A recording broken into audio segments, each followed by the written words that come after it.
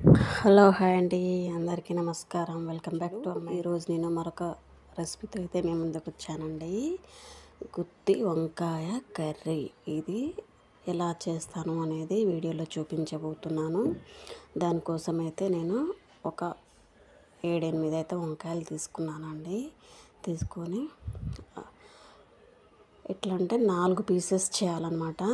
4 pieces చేసుకొని cut చేసి పెట్టాలి.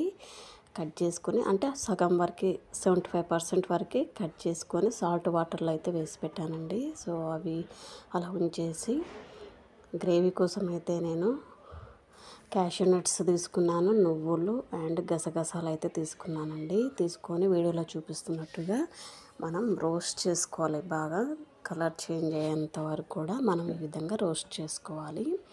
చేసుకొని అవి ఒక బౌల్లోకి అయితే తీసుకోవాలి. తీసుకున్న తర్వాత నెక్స్ట్ పల్లీలు తీసుకోవాలండి. 2-3 స్పూన్ల పల్లీలు కూడా తీసుకొని అవి కూడా రోస్ట్ అయితే చేసుకొని సైడ్ పెట్టుకోవాలి. అదే కడాయిలో నేను 1 స్పూన్ వరకు అయితే ఆయిల్ తీసుకొని ఒక ఉల్లిగడ్డ అండి, పెద్దదైతే 1, చిన్నవైతే 2 ఉల్లిగడ్డలు అయితే తీసుకొని కట్ చేసుకోవాలి. చిన్న చిన్న పీసెస్గా కట్ చేసుకొని ఫ్రై అయితే చేసుకోవాలండి. కలర్ చేంజ్ అయ్యేంత వరకు కూడా చేసుకోవాలి. ఈ విధంగా అయితే చేసుకోవాలన్నమాట. ఈ విధంగా చేస్తే చాలా టేస్టీగా ఉంటుందండి. ఒకసారి అయితే మీరు కూడా ట్రై చేసి చూడండి. అవి కలర్ చేంజ్ అయిన తర్వాత మనం రోస్ట్ చేసి పెట్టుకున్నటువంటి మిశ్రమాన్ని కూడా మిక్సీ జార్లో వేసుకొని, ఆనియన్స్ కూడా మిక్సీ జార్లో వేసుకొని బాగా మిక్స్ అయితే చేసుకోవాలి. వితౌట్ ఆయిల్ అయితే మిక్స్ అయితే చేసుకోవాలండి. ఆనియన్లో ఆల్రెడీ వాటర్ కంటెంట్ ఉంటుంది కాబట్టి మనకు వాటర్ అనేది అవసరం లేదు. ఈ విధంగా వేసుకొని ఫస్ట్ అయితే మనం పౌడర్ చేసుకున్నాం కదా, ఈ మిశ్రమంలోనే మనము ఆనియన్స్ కూడా వేసుకొని బాగా మిక్స్ అయితే పైన పేస్ట్ లాగా చేసుకోవాలి. ఈ విధంగా చేస్తే కర్రీ అయితే చాలా టేస్టీగా ఉంటుందండి. గుత్తి వంకాయ కర్రీ అనేది ఒక ఆంధ్ర స్పెషల్ వంటకం అండి. దీనిలో వంకాయలలో మసాలా మిశ్రమాన్ని నింపేసి ఉడికిస్తారనమాట. ఇది అన్నం, చపాతీ, రోటీ, బిర్యానీలోకి కూడా చాలా బాగుంటుందండి. గుడ్ కాంబినేషన్ అనమాట. అయితే వంకాయలను కట్ చేసి లోపల ఉన్నటువంటి గింజలను కూడా కొంతమంది తొలగించి చేస్తారు. బట్ నేనైతే ఆ విధంగా అయితే చేయలేదండి. సో నేను గింజలు అయితే ఏం తీసేయకుండానే చేస్తున్నాను అనమాట. ఈ విధంగా చేసి చూడండి. చూసారు కదా, మిక్సీ అయితే పట్టానండి. ఈ విధంగా పట్టినట్లయితే మనకు పేస్ట్ అదే కడాయిలో నేనైతే పోపు సరిపడా ఆయిల్ అయితే తీసుకున్నాను. అయితే ఆ మసాలా మిశ్రమాన్ని ఎలా తయారు చేయాలి అంటే అల్లం, వెల్లుల్లి, పచ్చిమిర్చి, ఉల్లిపాయ, కొత్తిమీర, జీలకర్ర మసాలా ఇవన్నీ వేసి చేస్తారు. బట్ నేను వీడియోలో చూపించాను కదా, ఈ విధంగా చేసుకున్నా కూడా మనకి కర్రీ అనేది చాలా బాగుంటుందన్నమాట. ఈ విధంగా చేసి చూడండి ఒకసారి. నేనైతే 3-4 టమాటాలు కూడా పోపు వచ్చిన తర్వాత 3-4 టమాటాలు కూడా కట్ చేసి వేసేసాను. చూసారు కదా, ఈ విధంగా అయితే మనము 4 ముక్కలుగా అయితే కట్ చేసుకోవాలి. మనం మిక్సీ చేసుకున్నటువంటి మిశ్రమాన్ని ఈ ముక్కలలో పెట్టనవసరం లేదండి. ఎందుకంటే ఆల్రెడీ మనం కుక్ చేసుకుంటాం కదా. కుక్ చేసుకొని అల్లం వెల్లుల్లి పేస్ట్ కూడా ఈ టైంలో వేసుకుంటే చాలా బాగుంటుంది. వంకాయలను అయితే మనం 50% వరకు అయితే కుక్ చేసుకోవాలండి. కుక్ చేసుకుంటేనే మనకు వంకాయల లోపల మిశ్రమం కూడా చాలా మంచిగా అంటే పట్టేస్తుంది అన్నమాట వంకాయలకి. విధంగా వేసుకొని టేస్ట్కి సరిపడా సాల్ట్ కూడా వేసుకొని బాగా కలుపుకోవాలి. అంతేకాకుండా మసాలా మిశ్రమాన్ని వంకాయల లోపల నింపేసి చేస్తూ ఉంటారు. అలా చేసుకోవచ్చు, ఇలా చేసుకోవచ్చు అండి. ఈ విధంగా చేసినా కూడా గుత్తి వంకాయ కర్రీనే కదా. సో ఈ విధంగానైతే చేసుకోవచ్చు. ఎందుకంటే ఎవరైనా వంకాయలను ఫస్ట్ నూనెలో కొద్దిసేపు ఉడికిస్తారు కదా. ఈ విధంగానే ఉడికించి మసాలా అనేది వీటిలో నింపుతారన్నమాట. ఈ విధంగా చేస్తేనే చాలా బాగుంటుంది. వంకాయ అనేది లోపల వరకు ఉడుకుతుందన్నమాట. ఈ విధంగా ఒకసారి అయితే ట్రై చేసి చూడండి.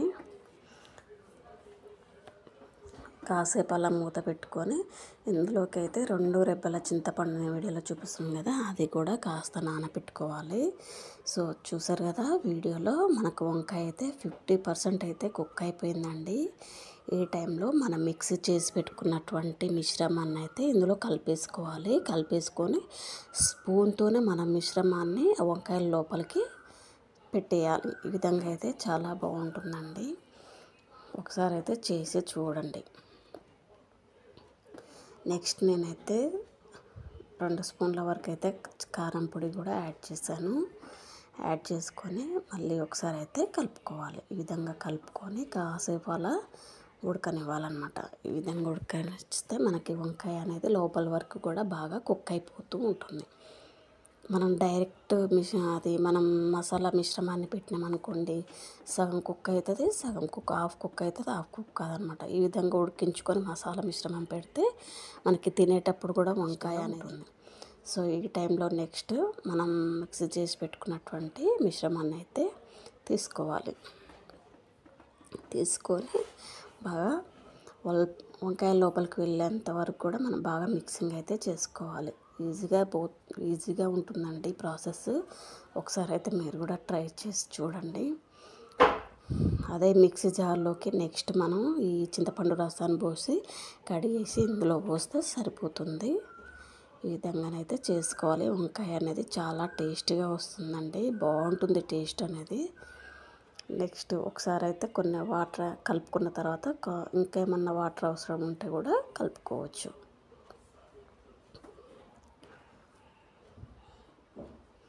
సో ఈ విధంగానైతే ట్రై చేసి చూడండి, చాలా బాగుంటుందండి టేస్ట్.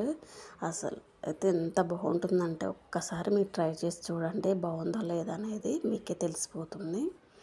ఇదైతే మనం బిర్యానీ, చపాతీ, రోటీ దేనిలోకైనా అవసరం ఉంటుంది. బాగా టేస్ట్ అనేది చాలా బాగుంటుందండి. ఒకసారి అయితే ట్రై చేసి చూడండి. రైస్లోకి కూడా మామూలుగా మనం డైలీ వండుకునే రైస్లోకి కూడా చాలా బాగుంటుందన్నమాట. సో నెక్స్ట్ నేనైతే 2-3 పచ్చిమిర్చీలు అయితే కట్ చేశాను. నెక్స్ట్ కొత్తిమీర కూడా తీసుకొని కాసేపు అలా ఉడకాలన్నమాట. అవసరం ఉంటే మీరు నిమ్మకాయ పిండుకోండి, లేకపోతే లేదు స్కిప్ చేసేయండి. ఎందుకంటే ఆల్రెడీ మనము చింతపండు రసం పోసాం కాబట్టి నిమ్మకాయని స్కిప్ చేయొచ్చు. సో ఈ విధంగా ఉడికించుకున్న తర్వాత మళ్ళీ ఒకసారి అయితే కలుపుకోవాలి. ఆయిల్ అనేది పైకి తేలుతూ ఉండాలండి. ఆయిల్ పైకి తేలితే మనకు వంకాయ అనేది బాగా ఉడికిపోయినట్టు, గ్రేవీ కూడా మంచిగా వచ్చినట్టు, మసాలా మిశ్రమం కూడా బాగా వంకాయలోకి పట్టేసినట్టు మనకు తెలిసిపోతుంది. ఇది అండి ఈరోజు రెసిపీ. నచ్చినట్లయితే లైక్ చేయండి, షేర్ చేయండి, ఛానల్ని అయితే సబ్స్క్రైబ్ చేసుకోండి ఫ్రెండ్స్. మరిన్ని వీడియోస్ కోసం అయితే ఛానల్ని సబ్స్క్రైబ్ చేసుకోండి. Thank you all of you. చాలా బాగా వచ్చింది కదా. Thank you all of you.